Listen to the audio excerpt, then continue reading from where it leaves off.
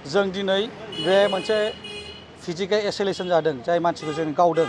जों दिनै बनसु चिरां district team जानानै जोङो जों गथ'खौ जों नायफैदों फिजिकेलि जों भेरिफाइ खालामदों बिथांखौ सोर गावमारदों बिथांनावनो जों सोंदों बिथांनि मुङानो जाहैबाय बिनामिन बसुमतारी बिथांखौ मोनसे एनजिअ ग्रुपनि मानसिफ्रा गावदों जाय एनजिअ ग्रुपआ अलरेडि नोङो सालायगासिनो दङ जाय जोंना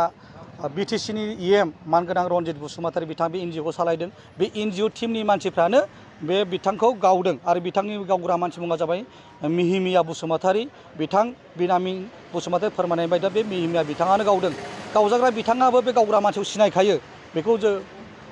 जोङो बिथाङानो फोरमायदों जों दुखु मोनदों जे बिथांमोना सासे एनजिअनि वार्कार जानानै मोनसे एनजिअ जानानै बोरैहाय बेबायदि गावनो मोनखो सिलाइखौ बोरै दांनो मोनखो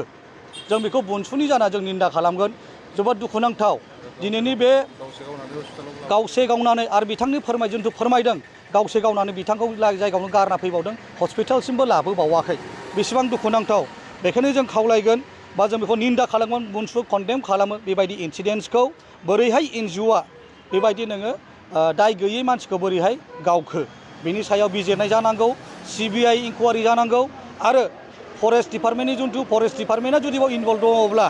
बे गुलिनि सायाव नायबिजिरनाय जानांगौ बे गुलिया सोरनि मार बे प्राइभेट गुलि ना सरकारनि गुलि ना एनजिअआ गावदों ना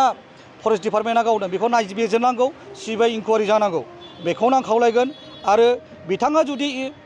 एनजिअआ जुदि इनभल्भ दङब्ला आरो एनजिअआनो गावदोंब्ला निश्चय जोंनि रनजित बसुमतारी बिथां जाय बिटिसिनि इएम बे बिथांमोना बे डाकाति फिनाय बायदि मोनसे एनजिअ बानायना दोनदों जाय एनजिअआ नोङो जेब्लानो गोसो अब्लानो मानसि बुयो जेब्लानो गोसो अब्ला मानसि गावो बावैसोनि सिगां जों ससियेल मिडियानि थ्रुयै फेसबुकनि थ्रुयै जों मिथिनो मोन्दों बे उल्टापानि सरलपारा साइडआवहाय जोंनि आइ महर बा आइजो बिथांमोना दख'ना खुलायनायनिसो मोनसे घटना जादों बेखौ जोबोद दुखुनांथाव जों बेफोरबायदि निन्दा खालामो बेबादि जोंनि हारिनि गेजेराव बेबायदि नेहाथ आखुनि मानसि थानो नाङा जों बेखौ खावलायगोन आरो बेयो प्रपार इनभेस्टिगेसन जानांगौ आरो जोंनि फरेस्ट डिपार्टमेन्टनि मानसिया जुदि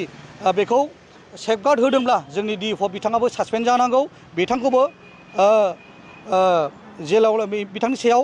लिगेल एक्सन लानांगौ मानो बिथाङा थासेयावबो मानो बेबायदि घटनाया जाखो सासे सरकारनि मानसि थानानै बिथाङा प्राइभेट मानसिनो बोरैबायदि अथ'रिटि होखो सोर अथ'रिटि होखो बिथांमोननो बेबायदि पुलिस गावनायाव बिथांमोननि बेबायदि आखु दिन्थिनायाव जों लिगेल एक्सन लागोन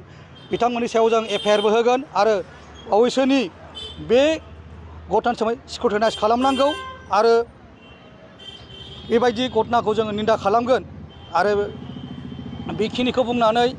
बे एनजिअखौ आं खावलायबावगोन दे बे एनजिअआ गोख्रैनो बेन जानांगौ बे मानसि गावग्रा एनजिअखौ जोंनो नाङा मानसि बुग्रा एनजिअखौ जोंनो नाङा बिथां फेरेंगा जुदि बेबायदि एनजिअ फिबाय थायोब्ला बिथाङा सासे डाकाइथि एनजिअसो फिगासिनो दङ बेखायनो आं खावलायगोन सरकारा थाबैनो बे एनजिअखौ बेन खालामनांगौ बेखौ जों चिरां जिल्ला बनसुनि जानानै जों बेखौ गले गले जों सरकारनिसिम खावलायबाय एडमिसन बिथांमोननिसिम जों खावलायबाय गोजोन्थों।